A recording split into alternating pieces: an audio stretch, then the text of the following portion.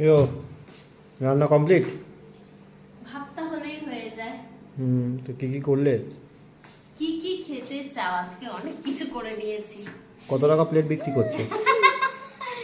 এই দেখো, এখানে করেছি পার্শে মাছের ঝাল, সর্ষে পোস্ত টোস্ত দিয়ে। আর এখানে হয়েছে মুড়ো ঘন্ট, যেটা তুমি অলরেডি খেয়ে নিয়েছো, টেস্ট করেছো। কেমন হয়েছে বলো? খুব ভালো হয়েছে। টেস্ট করেছে মানে জাস্ট একটা টেস্ট হয়েছে, জাস্ট একটা টেস্ট। আর এখানে আছে চিকেনের ঝোল। চিকেনের ঝোল।